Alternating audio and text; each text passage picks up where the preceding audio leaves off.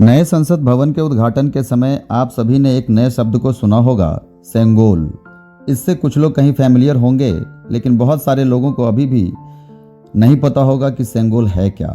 जैसे कि आप सभी को पता है कि नए संसद भवन में स्पीकर की सीट के पास नवनिर्मित भारतीय संसद भवन में सेंगोल की स्थापना की जा चुकी है।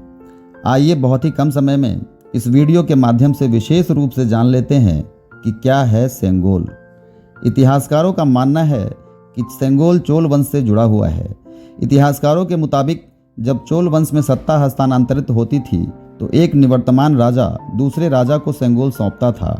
सेंगोल को सत्ता के शक्ति का केंद्र माना जाता था।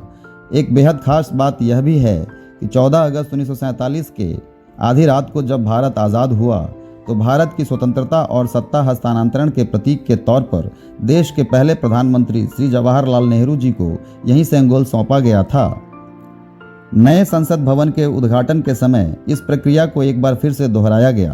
तो चलिए जानते हैं कि सेंगोल है क्या और कैसे इसे आज़ादी का और सत्ता के शक्ति केंद्र का प्रतीक माना गया। सेंगोल को हिंदी में राजदंड कहते हैं। इसका इस्तेमाल चोल साम्राज्य में होता था।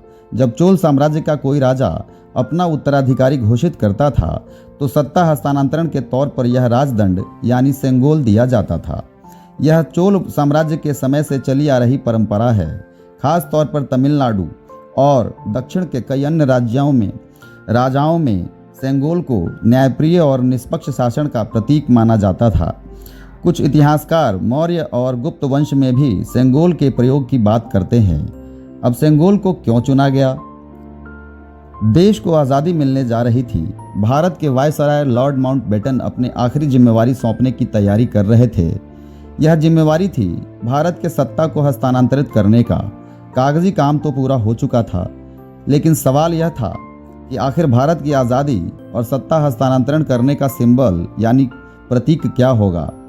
लॉर्ड माउंटबेटन के इस सवाल का जवाब किसी के पास नहीं था। ऐसे में जवाहरलाल नेहरू गए पूर्व गवर्नर जनरल सी राजगोपालाचारी के पास। तमिलनाडु से संबंध रखने वाले सी राजगोपालाचारी भारत के ऐतिहासिक और सांस्कृतिक महत्व को बखूबी समझते थे। उन्होंने बहुत विचार करके नेहरू जी को सेंगोल का नाम सुझाया। नेहरू जी को राजगोपालाचारी जी का यह सुझाव बेहद पसंद आया। उन्होंने इसकी जिम्मेवारी सी राजगोपालाचारी जी को ही सौंप दी। उसके बाद उन्होंने तमिलनाडु के सबसे पुराने मठ के महान धर्मगुरु महाराज से संपर्क किया, अपनी ओर से एक जिम्मेवारी सौंपी। फिर उन्होंने इस जिम्मेवारी को स्वीकार किया। वे उस समय हालांकि बीमार चल रहे थे। उन्होंने प्रसिद्ध जौहरी से बात की और वहां पर काफ़ी शोध करते हुए आखिरकार सोने का सेंगोल तैयार किया गया, जिसके शीर्ष पर नंदी जी को विराजमान किया गया। मठ की ओर से ही एक दल को एक विशेष विमान से नई दिल्ली भेजा गया ताकि सेंगोल को लॉर्ड माउंटबेटन तक पहुंचाया जा सके। उसके बाद इसकी सेरेमनी धूमधाम से मनाई गई।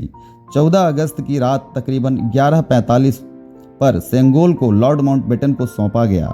इसके बाद लॉर्ड माउंटबेटन ने इसे तमिलनाडु से लाए गए सेंगोल को श्री कुमारस्वामी को सौंप दिया। उनके तथा कई साधु महात्माओं एवं धर्म गुरुओं द्वारा कई तरह के मंत्रोच्चार से शुद्धिकरण के बाद इसे हैदराबाद में स्थापित कर दिया गया। बाद में यही सत्ता हस्तांतरण का प्रतीक माना गया। अमित शाह के मुताबिक अभी तक यह सेंगोल हैदराबाद के एक भव्य संग्रहालय में था, जिसे अब उचित स्थान संसद भवन में स्थापित किया गया है। एक खास टीम ने इसके पीछे रिसर्च किया और सेंगोल को ही भारत के संसद भवन के निर्माण के उपरांत इसके उद्घाटन के अवसर पर इसे राजदंड धर्म के केंद्र बिंदु के रूप में स्थापित करने का प्रावधान बना।